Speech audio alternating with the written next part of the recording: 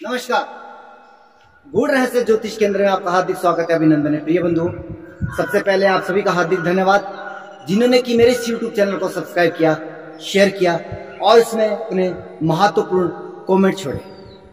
सबसे पहले मैं आपसे निवेदन करना चाहूंगा कि अब तक अगर मेरे YouTube चैनल को सब्सक्राइब नहीं किया आप लोगों ने तो इसे सब्सक्राइब करें, बेल आइकन को ऑल पर क्लिक करें ताकि मेरे वीडियो की नोटिफिकेशन आपको अपलोड होते ही प्राप्त हो। रही बात इस वीडियो की, इस वीडियो को अंत तक अवश्य देखें क्योंकि ये बहुत महत्वपूर्ण वीडियो है। अन्य वीडियो की तरह इसे भी आप बहुत आशीर्वाद प्रदान करें, इसे शेयर करें, अधिक से अधिक शेयर करें। इस वीडियो में मैं विशेषता रक्षाबंधन का त्यौहार 2022 में किस तरह से मनाया जाए या इसमें कौन कौन से शुभ मुहूर्त रहेंगे या अगर शुभ मुहूर्त नहीं है तो कैसे क्या उपाय करें ताकि हम इस त्यौहार को सुरक्षित, सावधानी और जो है वो प्रेम पूर्वक से मना सकें। सबसे पहले बात करते हैं कि रक्षाबंधन का ये पावन त्यौहार, भाई बहन का अटूट बंधन, आप सभी को उसकी हार्दिक शुभकामनाएं। और क्यों मनाया जाता है इसकी एक पौराणिक कथा है। पुराणों में इसका वर्णन है कि राजा बलि अपने यज्ञ कर रहे थे इंद्रलोक की प्राप्ति के लिए, तो उनका यज्ञ पूर्ण हो रहा था तो देवताओं को चिंता हुई और भगवान श्री हरि के चरणों में वो पहुंचते हैं। तो भगवान ने उनकी प्रार्थना, देवताओं की प्रार्थना के लिए वामन रूप अवतार धारण किया और सीधे जा पहुंचे बलि की यज्ञशाला में, जहां पर कि बलि जो कि बहुत बड़ा दानी था और वह कभी अपने याचक को खाली हाथ नहीं लौटा। ब्राह्मण रूप धारण किया था, इसलिए जो है संकल्पित होकर के बलि ने 3 पग धरती देने का जो है वचन ले लिया। और वचन लिया तो भगवान ने विकराल रूप धारण किया, विशाल रूप धारण किया। एक पग से धरती और एक पग से आसमान, सारे लोग जो है वो नाप लिए। 14 भुवन जो है वो तीनों लोग वो दूसरे चरण से नाप लिए और फिर भगवान ने कहा कि अब मैं तीसरा पग कहाँ रखूं। तो बलि ने बहुत भाव और श्रद्धा से उत्तर दिया कि प्रभु, सबसे बड़ा दानी होता है या दान होता है? तो भगवान ने कहा कि सबसे बड़ा तो दानी होता है जो देता है। इसलिए बलि कहता है कि हे प्रभु, आप जो है इस दानी को स्वीकार करें और अपना तीसरा पग जो है वो मेरे सर पर रख दें। भगवान उसकी भक्ति से प्रसन्न हुए और उसे सुतल लोक का राज्य दिया और वरदान मांगने को कहा। भगवान ने जब वचन दिया, बलि ने कहा कि प्रभु, आपका ये स्वरूप मुझे बहुत मन को भा गया, इसलिए मैं चाहता हूं कि आप हमेशा मेरे राजमहल के दरवाजे पर रहें और मैं आपको आते, महल में आते, महल से जाते आपका चेहरा, आपके दर्शन करता रहूं। तो बलि के द्वारा यह वरदान प्राप्त किया तो वामन भगवान जो है वो सुतल लोक में राजा बलि के दरबार के दरबान बन गए। लक्ष्मी माता को जब पता चला कि प्रभु कहाँ पे है तो पता चला कि वह तो जो है वो राजा बलि की जो है वो पहरेदारी कर रहे हैं, आजकल दरबान बने हुए हैं। इसलिए माँ लक्ष्मी ने एक सूती धागा, जिसको आज के समय में मौली कहते हैं या खामनी भी इसको बोलते हैं, और उसको लेकर के राजा बलि के राजमहल में प्रवेश किया। राजा बलि को तिलक किया, उसकी आरती की और उसकी कलाई में जो है वह जो है रक्षा सूत्र बांध दिया। येन बद्धो बलि राजा दान वेंद्रो महाबला तेन त्वाम प्रतिबंधना में रक्षे मान। तो ये जो है रक्षाबंधन का त्यौहार यहाँ से प्रारंभ हुआ और अब उपहार का भी प्रचलन इसी जगह से प्रारंभ हुआ।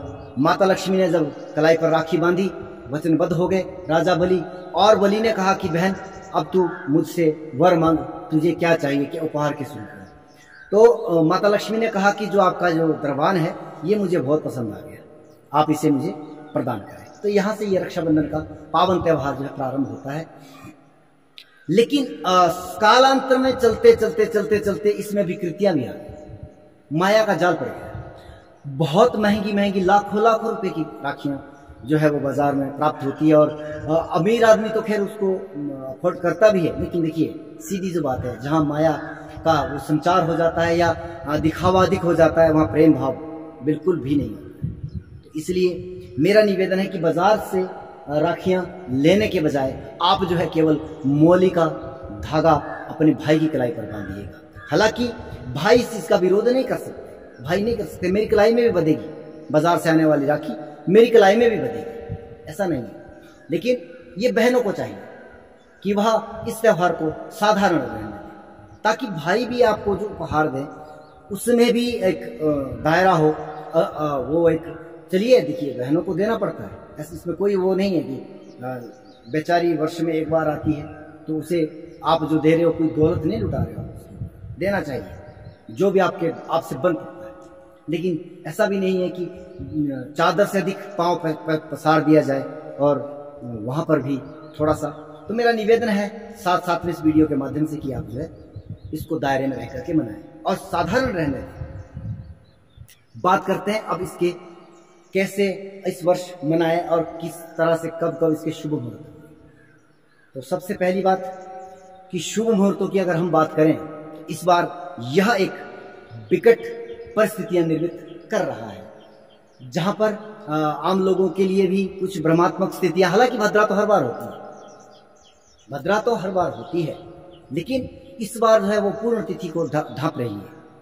तो 11 अगस्त 2022 को सुबह के 10:38 पर पूर्णिमा तिथि प्रारंभ होती है, जबकि तिथियों की जो मान्यता होती है वो लगभग सूर्य उदय व्यापनी तिथि की मान्यता मानी जाती है, शुभ तिथि वही मानी जाती है या ग्राह्य तिथि मानी जाती है। परंतु इस वर्ष 10:38 पर हो रही है, लेकिन अगले दिन भी यह तिथि जो है वह सूर्य उदय कालीन की कुछ क्षण के बाद जो है वो समाप्त हो जाती है। इनके अगले दिन से जो है कृष्ण पक्ष प्रारंभ हो जाता है, यानी कि 7:06 तक पूर्णमासी तिथि है। और वहां पर सूर्य उदय जो है 5:47 पर हो रहा है। तो अच्छा, सूर्योदय व्यापनी तिथि तो है, लेकिन यहाँ पर क्या है कि 3 मुहूर्त जो है, त्रय मुहूर्त जिसको कहते हैं, वह कम से कम वो तिथि रहनी चाहिए, लेकिन यहाँ पर वो केवल 1.5 मुहूर्त रह गई है। तो इसलिए 12 अगस्त को इस त्योहार को न मना करके 11 अगस्त को मनाए, पर कब और कैसे? क्योंकि वहां पर तिथि प्रारंभ होते ही 10:38 पर जो है वो भद्रा भी प्रारंभ हो जाती है, और रात्रि की 8:53 पर, यानी कि लगभग 9 बजे तक जो है वो भद्रा रहती है। अब इसमें समय कहाँ बचा? 8:53 से और 9:50 रात्रि के केवल 1 घंटा सबसे शुभ मुहूर्त जो है वो रक्षाबंधन का कहा गया है। अब अच्छा, यहाँ पर भद्रा क्यों जो है उसको ग्राह्य नहीं माना? सबसे पहली इसके लिए भी एक पुराणिक वैदिक पौराणिक कथा है कि रावण की बहन शूर्पणखा ने भद्रा कालीन समय में जो है, भद्रा के समय में जो है अपने भाई रावण को जो है राखी बांधी, इसलिए उसका पतन हो गया। हालांकि रावण के पतन के बहुत सारे और कारण भी हैं, लेकिन तब से ये भद्रा तिथि को जो है वो अमान्य हो गया। लेकिन अब करे क्या? देखिए, अगर तो एक बहन है एक भाई है, उनके लिए तो ये सर्वसाधारण है कि वो इस चीज का जो है वो पालन कर सकते हैं कि रात को 8:53 के बाद और 9:50 के अंतर में जो है वो राखी बांध सकते हैं।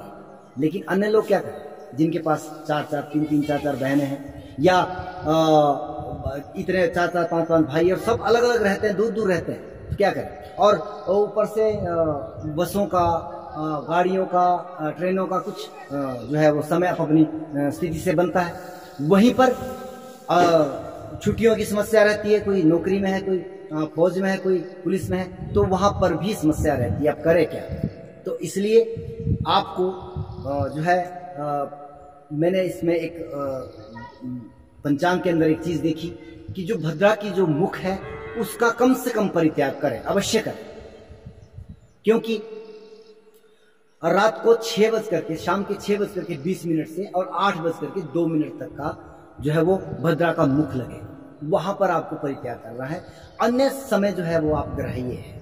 फिर भी बहनों के, क्योंकि माताएं बहनें जो है संशयात्मक बुद्धि रखती है, देव बुद्धि रखती है, यहाँ पर थोड़ी सी जो है परेशानी रह सकती है कि अब ये तो समस्या है। सब लोग कह रहे हैं भद्रा है तो क्या करें, लेकिन आप चिंता ना करें, इसके लिए भी मैंने इसमें कुछ विशेष मुहूर्तों को रखा है। अगर फिर भी संशय है तो एक उपाय भी आपको मैं बताऊंगा। सबसे पहले आप समय नोट करें।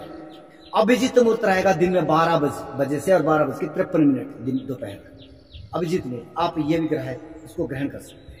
दूसरे में अमृत काल रहेगा 2:07 से और 3:47 तक जो है इसको भी आप ग्रहण कर सकते हैं। तीसरा भद्रा की पुच्छ काल ये रहेगा 5 शाम के 5:18 से और 6:20 पर्यंत।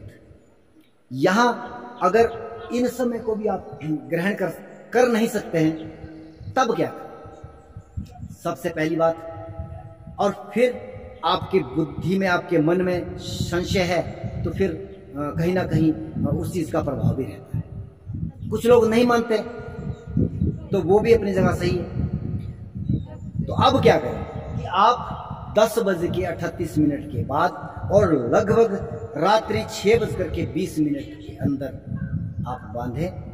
करें क्या? सबसे पहले भगवान की पूजा पाठ करें और उसे जो है वह मौली का धागा, जैसे आप अपने भाई की आरती उतारती है, तिलक करते हैं, उसी तरह से भगवान को वह सब राखी बांधने का जो विधान है वह करें। आपको दोष या इसकी कोई संशय करने की आवश्यकता नहीं है। ये सारे दोष को निवारण करने के योग्य उपाय है।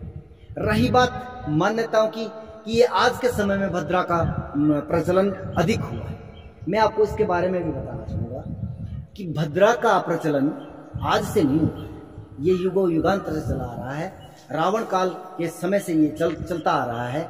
और बीच में क्या है कि भारत देश जो है, जो विद्वानों का देश है, ऋषि मुनियों का देश है, वहां पर क्या हो गया था कि हम लोग जो है वह गुलामी की जंजीरों में बंध गए और वहां पर शिक्षा का अत्यंत अभाव पड़ गया, अकाल पड़ गया। बहुत कम विद्वान थे और फिर वो जो विद्वान बचे थे थे उस समय में, वह इस चीज का प्रचार प्रसार करे तो कहाँ करें, कैसे करें? आज के समय में सोशल मीडिया या शिक्षा का कोई अभाव नहीं और बहुत अच्छे अच्छे विद्वान हिंदुस्तान के अंदर वो पैदा हो रहे हैं भगवान की दया से। और गुरुजनों के जो वो प्रताप है, बड़े बड़े गुरुकुलों से बहुत अच्छे अच्छे विद्वान लोग जो है हिंदुस्तान में हो रहे हैं। और ऊपर से ये सोशल मीडिया का प्लेटफॉर्म हालांकि अच्छा भी है और बुरा भी उतना ही है, तो इसके माध्यम से प्रचार प्रसार भी हो रहा है।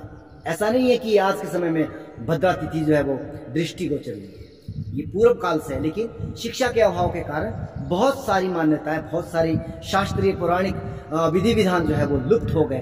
अब धीरे धीरे जैसे जैसे विद्वता बढ़ रही है, ज्ञान बढ़ रहा है, ज्ञान का प्रकाश बढ़ रहा है, या मीडिया का प्रचार बढ़ रहा है, उसके माध्यम से लोगों के सामने प्रस्तुत हो रहा है। वीडियो को अंत तक देखने के लिए और मेरा निवेदन रहेगा कि इस वीडियो को अवश्य शेयर करें। जय हिंद, जय माता दी।